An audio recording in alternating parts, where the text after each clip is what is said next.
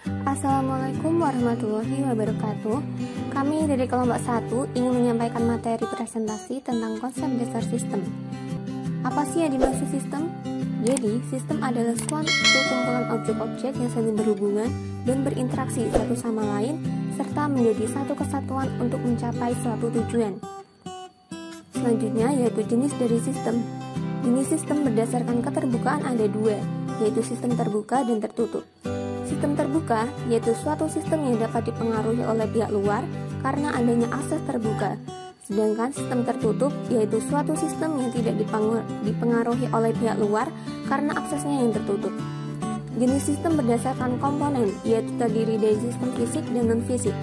Sistem fisik yaitu suatu sistem yang memiliki komponen energi dan materi. Sedangkan sistem non-fisik yaitu suatu sistem yang bentuknya abstrak, misalnya berupa ide, konsep, dan hal-hal lainnya. Setelah itu ada konsep dasar sistem informasi.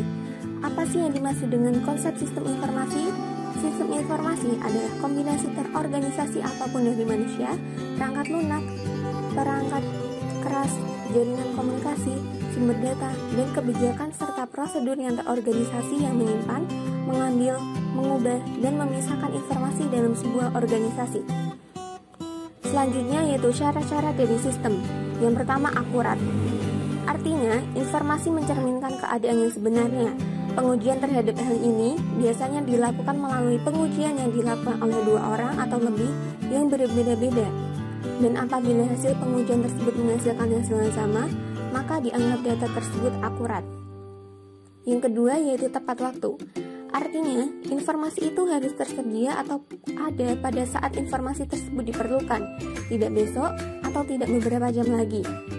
Yang ketiga yaitu relevan. Artinya, informasi yang diberikan harus sesuai dengan yang dibutuhkan. Kalau kebutuhan informasi ini untuk suatu organisasi, maka informasi tersebut harus sesuai dengan kebutuhan informasi di berbagai tingkatan. Yang keempat yaitu lengkap. Artinya, informasi harus diberikan secara lengkap, karena bila informasi yang dihasilkan sebagian-sebagian akan mempengaruhi dalam pengambilan keputusan. Yang kelima yaitu security. Berarti, informasi yang dihasilkan mempunyai manfaat yang lebih besar dibandingkan dengan biaya mendapatkannya, dan sebagian besar informasi tidak dapat ditaksir keuntungannya, dan dengan satuan nilai uang tetapi dapat ditaksir nilai keefektivitasnya. Nah, berikut adalah beberapa contoh sistem, yaitu ada e-learning, e-banking, e-commerce, sistem layanan mahasiswa, enterprise research planning, dan transaction processing system. Selanjutnya yaitu unsur sistem. Setiap sistem terdiri dari 4 unsur, yaitu objek. Di dalam sistem terdapat sekumpulan objek dalam bentuk elemen, bagian, atau variabel. Yang kedua yaitu atribut. Sesuatu yang menentukan mutu dan sifat kepemilikan suatu sistem dan objeknya. Yang ketiga yaitu hubungan internal.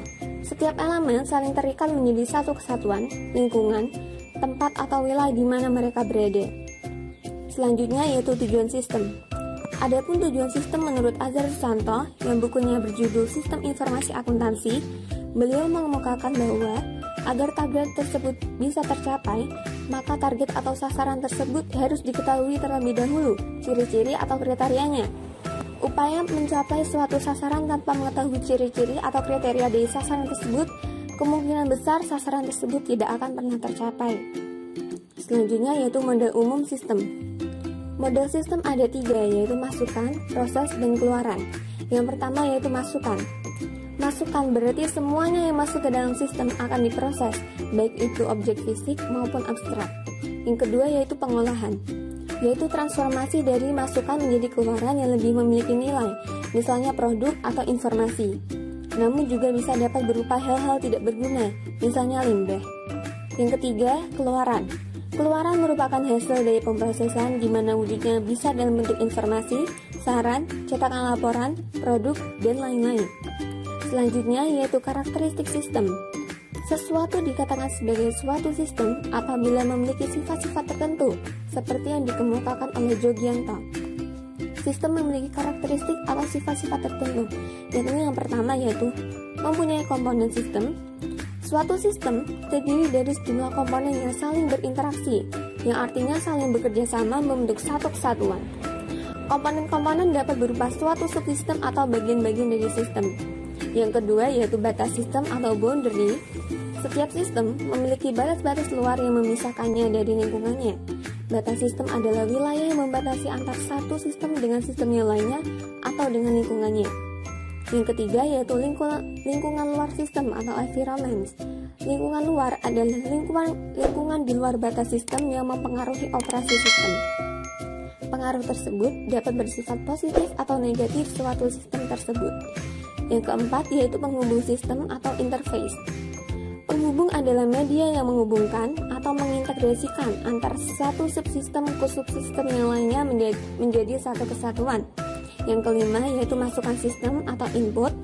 Masukan adalah serangkaian data atau signal input atau maintains input dari dalam atau dari luar lingkungan untuk diolah dalam sistem untuk dioperasikan. Yang keenam yaitu keluaran sistem atau output. Keluaran adalah hasil dari proses dan diklasifikasi menjadi keluaran yang berguna. Keluaran merupakan masukan untuk subsistem yang lain. Informasi adalah keluaran yang dihasilkan dari proses. Selanjutnya yang ketujuh yaitu pengolahan sistem atau pemrosesan. Pengolahan merupakan sesuatu yang merubah masukan menjadi keluaran. Contoh sistem akuntansi akan mengolah data-data transaksi menjadi laporan keuangan yang diperlukan oleh manajemen. Yang kedelapan yaitu sasaran sistem. Sistem yang baik tentu memiliki sasaran yang ingin dicapai. Sasaran adalah sesuatu yang menjadi target yang ingin dicapai dari suatu sistem.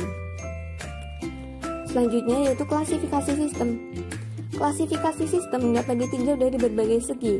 Yang pertama yaitu sistem abstrak dan sistem fisik.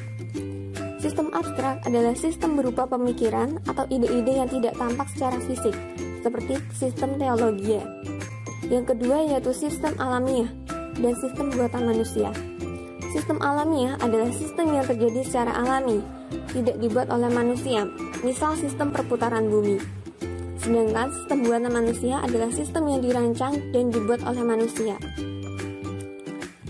Yang ketiga ada sistem tertentu dan sistem tidak tertentu.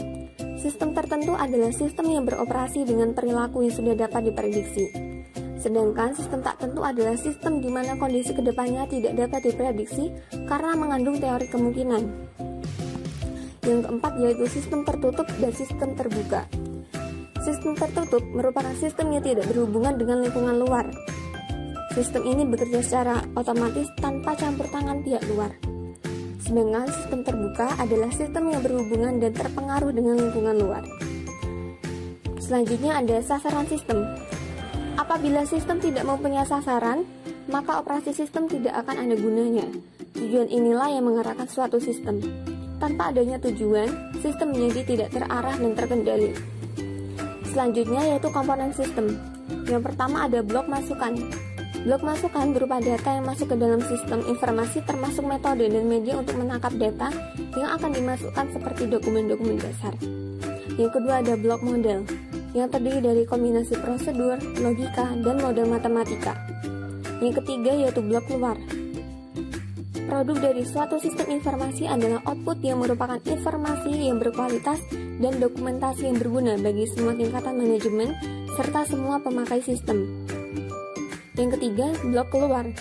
Produk dari suatu sistem informasi adalah output yang merupakan informasi yang berkualitas dan dokumentasi yang berguna bagi semua tingkatan manajemen. Yang keempat yaitu blok teknologi. Teknologi merupakan toolbox dari suatu pekerjaan sistem informasi. Yang kelima, blok basis data. Database merupakan kumpulan dari data yang saling berhubungan satu dengan yang lainnya. Yang keenam, blok kendali. Banyak hal-hal yang dapat merusak sistem informasi seperti bencana, temperatur, air, debu kecurangan, kegagalan dari sistem itu sendiri, maka blok kendali perlu dirancang dan diterapkan untuk mencegah kerusakan dari sistem informasi. Demikian beberapa hal yang bisa saya sampaikan pada presentasi dari kelompok kami. Jika ada kurangnya, saya mohon maaf yang sebesar-besarnya. Semoga apa yang saya sampaikan bisa berguna bagi kita semua. Terima kasih. Wassalamualaikum warahmatullahi wabarakatuh.